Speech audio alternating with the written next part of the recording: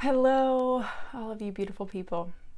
Today is day 3 of the Radical Self-Love Challenge, and yesterday I had some issues uploading my IGTV, so I said let's do it live, and whoever joins, thank you for joining, and I'm also going to save this and I'll put it up on YouTube and hopefully IGTV if it decides to work for me today. So day 3's challenge is a prayer and a letter of self-compassion and self-love. So today we're going to talk about the importance of self-compassion and self-forgiveness in the journey towards self-love. Hi, Claire. Hi, Mellowish. So one of the major blocks that gets in the way of self-love is unforgiveness towards ourselves. If you think about it, it's going to be really hard to deeply love yourself and feel really proud of who you are if you're harboring old stories, old resentment, or unforgiveness towards the person that you were or the things that you did in the past. And so many of us haven't released or forgiven ourselves for those things that we said. I'm just noticing, I think I'm a little crooked.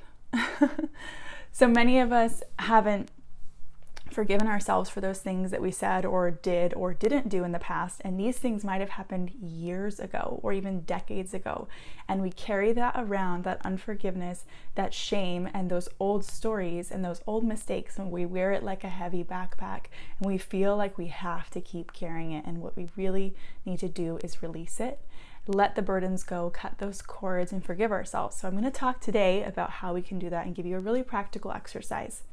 So for you, unforgiveness towards ourselves might look like a few things. So I wanted to give some examples. So for you, it might be that you feel upset with yourself for the way that an old friendship or relationship broke down. You might replay those conversations or those last moments that you had maybe with a partner, or the things that you did that you feel contributed to the relationship breaking down. And of course, relationships are always two ways, so you're probably not 100% at fault, but that can be something that replays. You might also think of the things that you did or said when you were less conscious or less aware, before you had the awareness that you have today, before you had your spiritual awakening maybe that you have had recently.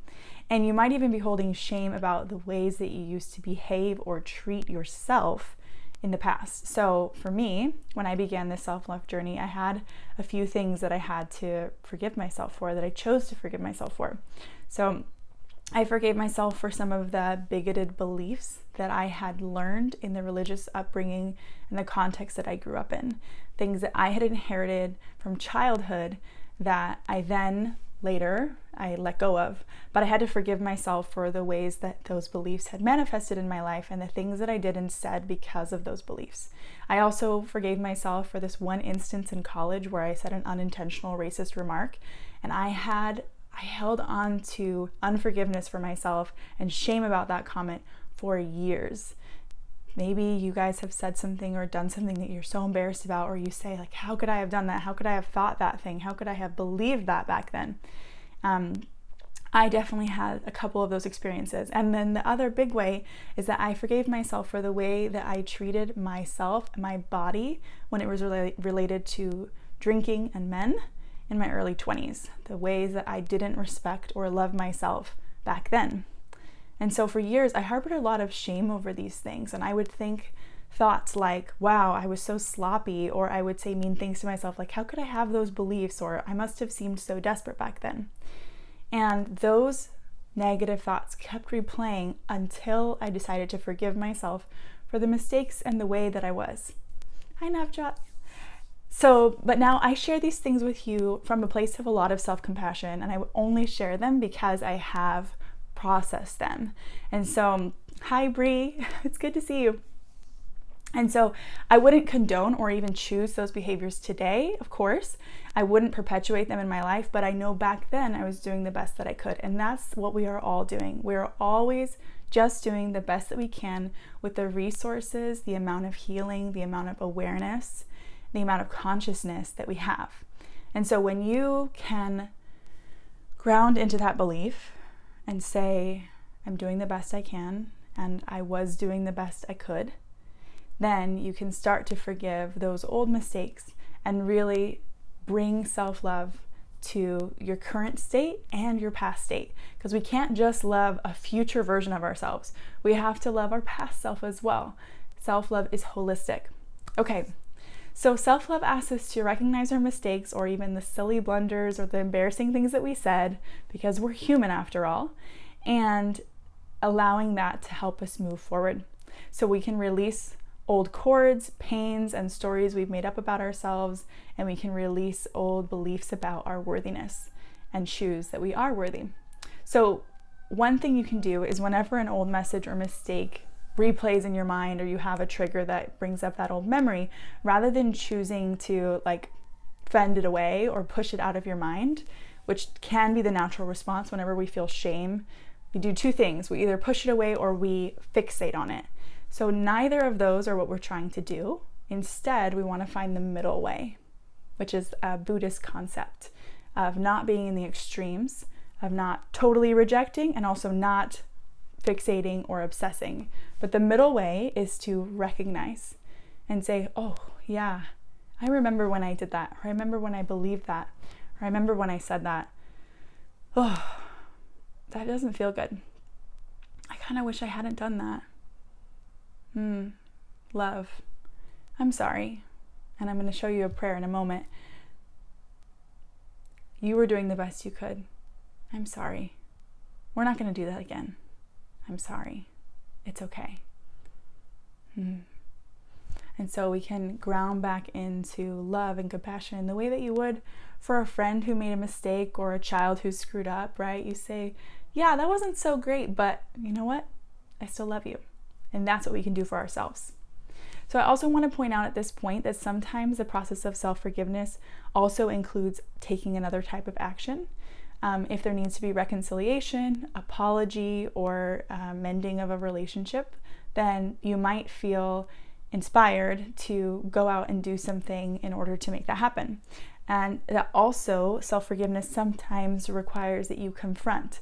If you recognize that there is a wrong that was done to you, one way you can forgive yourself is to also give yourself the honor, I guess that's for lack of a better term, of confronting or asking someone for their apology.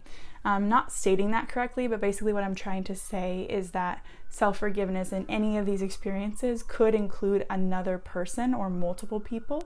And one block to self-forgiveness is the fact that there may have been a trauma that was inflicted by another person. And I'm not saying you need to forgive that person, but you are not in the wrong. If something happened to you, you are not in the wrong.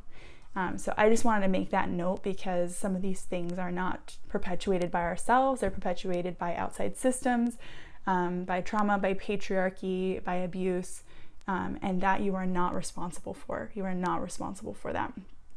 So, but for the sake of this video, I just want to stick to the self-forgiveness for things that you've done and that you take responsibility for, and forgiveness that you can give to yourself. So that's my caveat. Okay, so let's get into the forgiveness technique. So this forgiveness technique I love. It comes from the native Hawaiian peacemaking process of ho'oponopono. I hope I pronounced that correctly. It's a beautiful concept, and it literally means setting right or to make right. And you can read articles. I recommend an article that I can actually put in the link in my bio that talks about this beautiful tradition. And usually ho'oponopono happens among families, but a therapist, Dr. Ihaleakala Hugh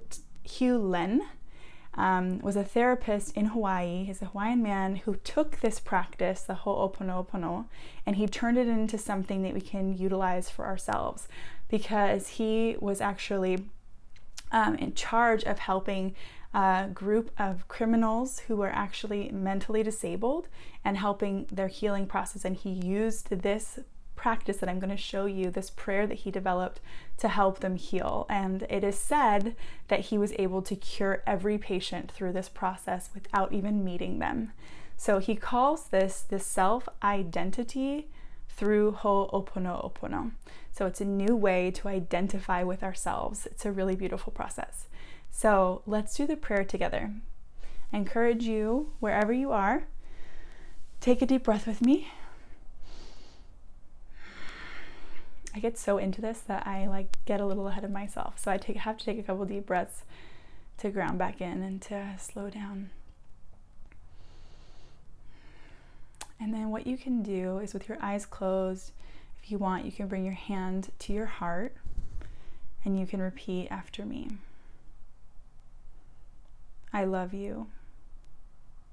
I'm sorry. Please forgive me. Thank you.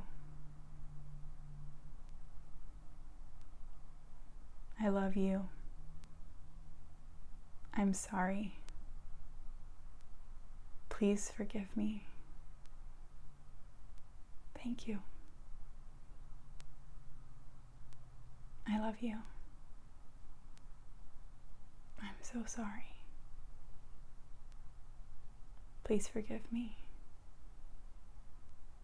Thank you. Remembering anything that you're ashamed of, anything that you need to forgive yourself for, anything that you're holding on to that you're ready to let go of. We'll do it one more time.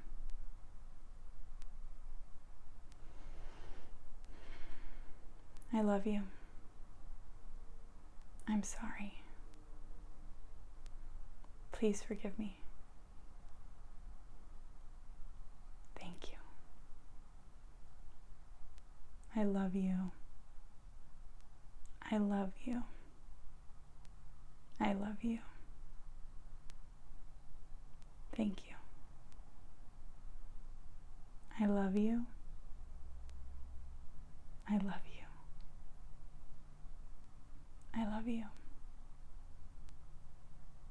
Thank you. I love you. I love you. I love you. Thank you. Deep breath in, sigh it out.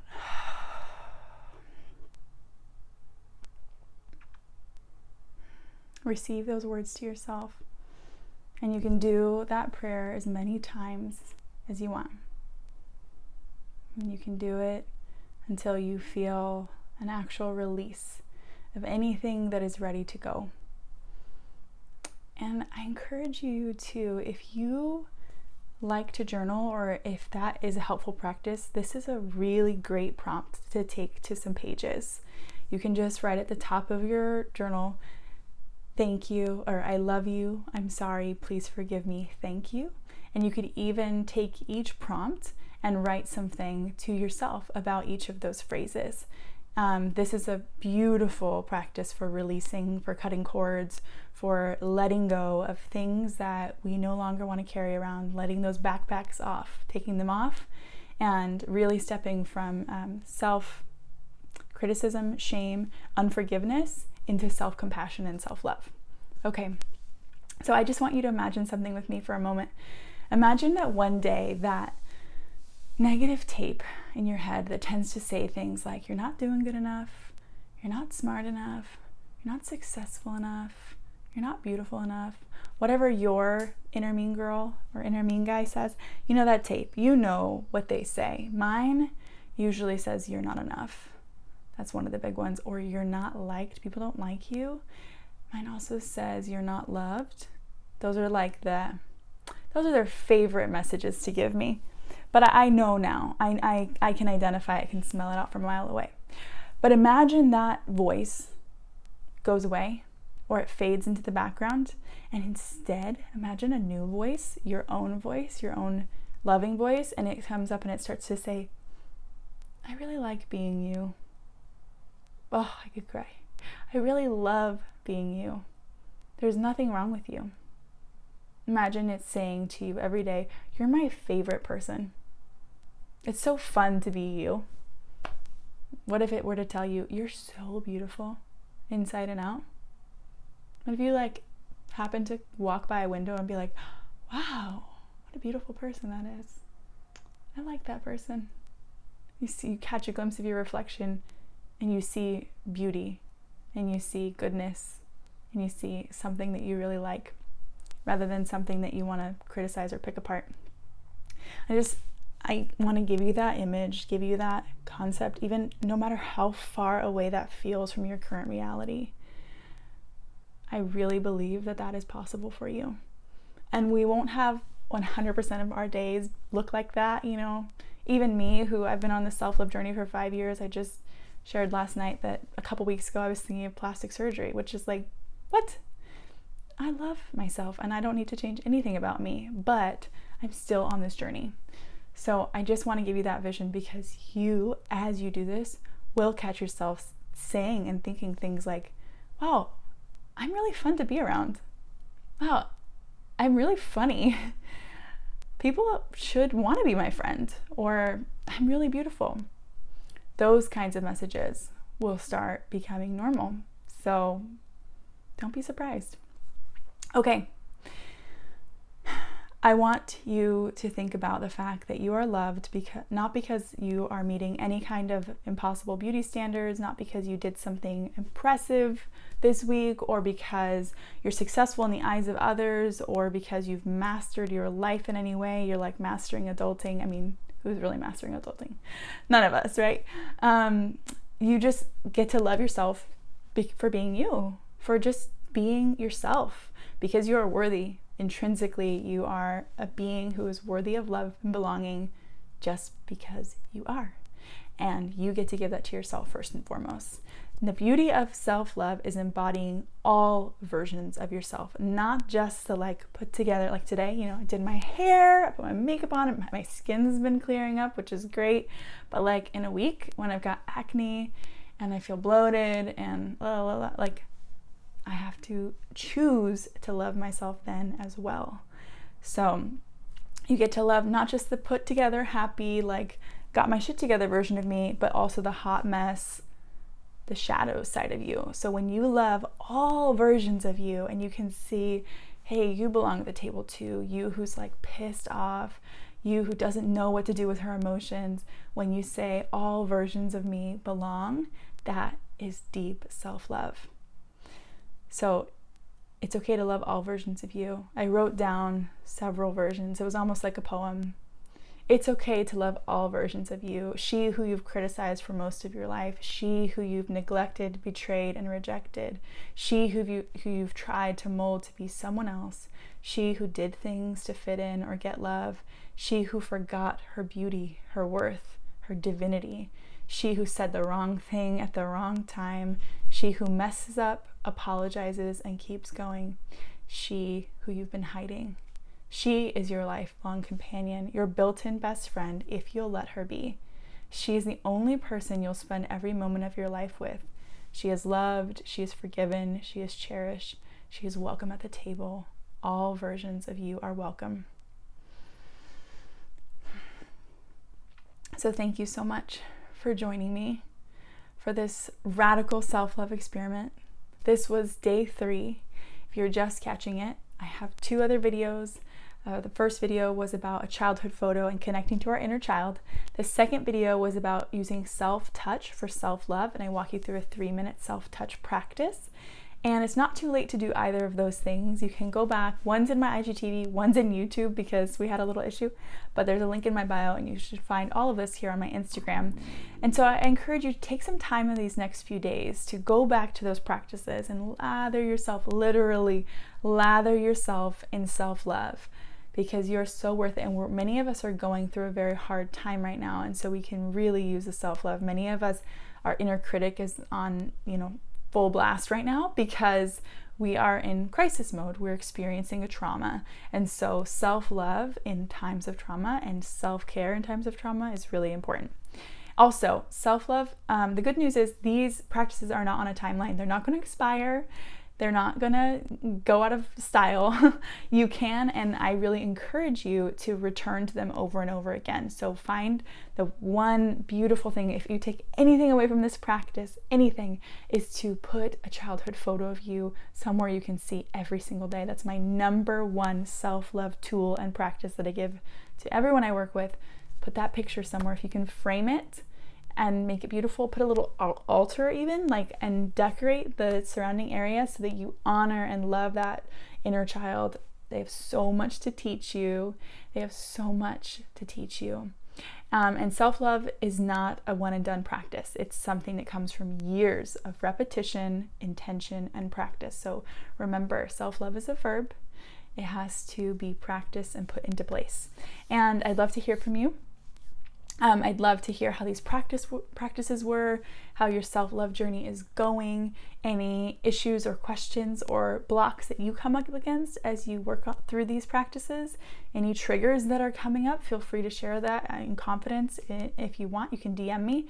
And if you do this self-love practice and prayer, feel free to tell me how that goes for you. I'd love to hear. And lastly, keep an eye out because, as you know, self-love is the direction that I am really, really diving into for my business and for my work and for my coaching. I've been coaching for 5 years. I'm a life coach. I'm a certified career coach.